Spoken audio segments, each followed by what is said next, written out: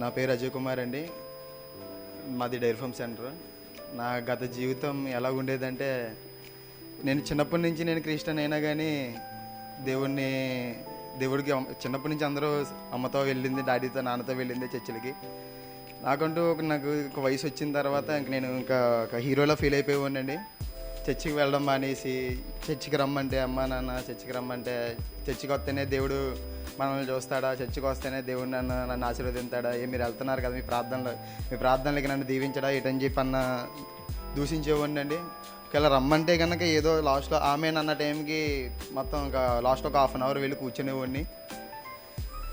అలాగ నా జీవితం అంతా అలా గడిచేదండి. నా గత జీవితం అంతా నేను చాలా పాపాలు డైరెక్ట్గా నేను గంజా అమ్మే వ్యక్తి దగ్గరికి నేను లంబసింగ్ అక్కడికి వెళ్ళానండి. నేను అక్కడ పైకి వెళ్ళి మరి నేను కొనుక్కొని తెచ్చుకునేవాడిని. నేను ఒక 5,000 అలా పెట్టుకుని, అంటే ఒక 15 మందిని నేను ఒక ఇంట్లోంచి నేను వెళ్ళిపోయి నేను మమ్మల్ని ఇలాగ ఉన్నానని చెప్పి మమ్మల్ని తిట్టినా సరే అది ఏది పట్టించుకోకుండా నేను మా అమ్మలతో గొడవాడి నేను బయటకు ఇంట్లోంచి నేను వేరేగా వచ్చేసి, ఫ్రెండ్సే నాకు ఎక్కువ అంటే ఇంట్లో తల్లిదండ్రుల కన్నా నాకు ఫ్రెండ్సే ఎక్కువ అయిపోయారండి. అంటే వాళ్ళు బాధపడుతున్నారు, నా వల్ల వాళ్ళు ఏడుస్తున్నారని కూడా నేను అదేమీ పట్టించుకోలేదండి. నేను మా ఇంట్లోతో గొడవాడి నేను సపరేట్గా నేను రూమ్ తీసుకుని ఒక నా లంబసింగ కొండ ప్రాంతంలోకి వెళ్ళి అక్కడ పైనుంచి నేను తెచ్చుకునే ఉండండి. 2019 అండి నాకు బాగా గుర్తు.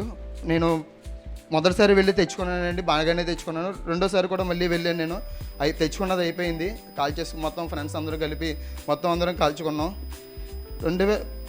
కరెక్ట్గా మళ్ళీ రెండోసారి వెళ్ళి వస్తున్నప్పుడు కరెక్ట్గా నా బైక్ స్కూటీ అండి, నా బండి మీదే వెళ్ళాను. అది డిక్కీలో నేను ప్యాక్ చేసి డిక్కీలో పెట్టుకున్నానండి. నేను అది దొరికితే ఇంకా నాన్ బెయిలబుల్ అండి. దానికి అసలు బెయిల్ ఉండదు. 12 సంవత్సరాల వరకు ఇంకా జైలు శిక్షకి గడపాల్సిందే నేను. అలాంటిది ఒక కానిస్టేబుల్ మా దగ్గరకు వచ్చి నా వరకు వచ్చి డిక్కీ ఓపెన్ చేయరని చెప్పి వెనక్కి వెళ్ళిపోయారండి. అక్కడ దేవుడు నన్ను చాలా కృపతో నన్ను కాపాడారండి. ఇంకా ఇంటి దగ్గర ఇలాగ అయిపోయింది కదా, పిలిచారు కదా అని చెప్పి అప్పటికి నేను పెడచమనే పెట్టానండి. నేను పెద్దగా పట్టించుకోలేదు. అందరు పాస్టర్లు అలాగే చెప్తారులే, ఇంకా అందరూ ఒకటేలే, ఇంకా అందుకే ఎవరైనా సన్నిధికి రమ్మనేగా చెప్తారని చెప్పి నేను అలాగే అనుకున్నానండి. నేను జోసఫ్ అని పాస్టర్ గారు మాత్రం ఒక రమ్మంటున్నారని చెప్పి ఒక వారం కూడా సేమ్ అలాగే బలవంతంగా తీసుకొచ్చారండి నన్ను ఈ సన్నిధికి తీసుకొచ్చిన తర్వాత కూర్చున్నానండి. నేను ఇంకా అలాగ మొత్తం ఇంకా దేవుడు నన్ను పిలుస్తున్నాడేమో ప్రార్థనలో నాకు ఇంకా అలాగ బలపడాలని చెప్పి నాకు ఇక్కడికి వచ్చిన తర్వాత నాకు అనిపించిందండి.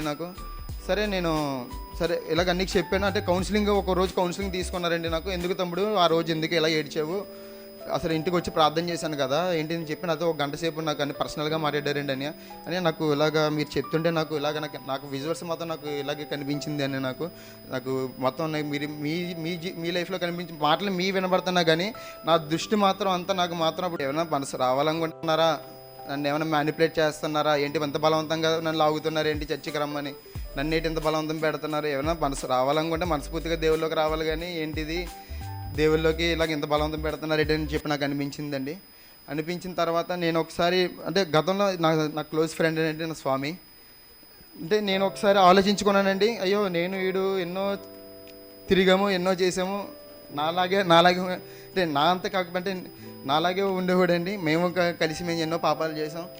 అలాంటిది తను మారాడు, నేను ఎందుకు మారకూడదు, ఒకసారి ఏంటి ఇది నిజమేనా, ఒకసారి దేవుళ్ళలోకి వచ్చి చూద్దాం కదని చెప్పి మామూలుగానే నేను అలా వస్తుండగా నేను వీళ్ళు మ్యానిపులేట్ చేస్తున్నారేమో, బలవంతం పెడుతున్నారేమో అని చెప్పి నాకు అనిపించిందండి. మళ్ళీ అన్నితో కౌన్సిలింగ్ నేను ఒకసారి మళ్ళీ పర్సనల్గా మాట్లాడాను. ఏంటి తమ్ముడు ఏమైంది, ఇంటికి రాలేకపోతున్నావు అని చెప్పి అడిగితే, అన్న నాకు ఇలా బలవంతం పెడుతున్నట్టు అనిపిస్తుంది అన్న, నన్ను ఇక్కడ లాగుతున్నట్టు అనిపిస్తుంది. నేను చిన్నప్పటి నుంచి నేను క్రిస్టియన్ అన్న, దేవుని మామూలుగా నేను ఏదైనా సరే కానీ నేను చర్చికి వెళ్ళి కూర్చుంటాను, కానీ నాకు ఎందుకో కానీ నాకు ఇలాగ బలవంతంగా నన్ను పిలుస్తున్నట్టు, అంటే నన్ను ఇక్కడికి వచ్చి ఇక్కడికి రావాలి మీరు అన్నట్టు చేస్తున్నట్టు నాకు అనిపిస్తుందన్న, నాకు మనసుకి ఏం నచ్చట్లేదు అని. కానీ అప్పుడు నాకు పాస్టర్ గారు ఒక మాట చెప్పారండి, తమ్ముడు నీకు యాక్సిడెంట్ అయింది కదా తమ్ముడు, అప్పుడు నీకు ఇంట్లో వాళ్ళు నిన్ను ఎంత కేర్ తీసుకున్నారు తమ్ముడు, నీకు ఒక పనులు చెప్పేవారా, లేదంటే నీకు ఒకవేళ ఒక వాష్రూమ్కి వెళ్ళాలన్నా సరే నీకు తోడు వచ్చేవాళ్ళు, ఒక బయటికి వెళ్ళాలన్నా సరే నీకు తోడు వస్తారు, నీకు ఏ పనులు చెప్ప నీకు బెడ్ రెస్ట్ ఇస్తారు కదా తమ్ముడు, అలాగే నీకు అప్పుడు ఎంత కేర్ తీసుకునే వాళ్ళు మీ ఇంట్లో వాళ్ళు, ఇప్పుడు నువ్వు మారేవు, నువ్వు పరిశుద్ధాత్మని పొందావు, అంటే నీవు మారు మనసు పొందావు, నీ పాపాలన్నీ నేను దేవుళ్ళు ఒప్పుకున్నావు, నువ్వు ఏడ్చావు నువ్వు మందిరంలో అని చెప్పి చెప్పి నాకు ఇలాగని చెప్పి నాకు చెప్పారండి. నేను మళ్ళీ వెంటనే ప్రార్థన చేసుకున్న వెంటనే మళ్ళీ నాకు దేవుడు నాకు తర్వాత రోజు నాకు నేను బాప్తీసం తీసుకున్నానండి. ఎవరు ఇబ్బంది లేకుండా, ఎవరు బలవంతం లేకుండా నా మనసు ద్వారా నేనే ఒప్పుకొని నేనే బాప్తీసం తీసుకున్నానండి. నేను తీసుకుని నేను ఇప్పటికి రేపటితో నాకు వారం అవుతుందండి. నేను చేసిన పాపాలన్నీ నేను ఇంకా బలపడాలని ఈ దేవుని సన్నిధిలో అని మీ ప్రార్థనలు నన్ను గుర్తు చేసుకోమని అడుగుతున్నానండి. నేను ఈ చిన్న సాక్ష్యం దేవుడు దీవించిన కాక.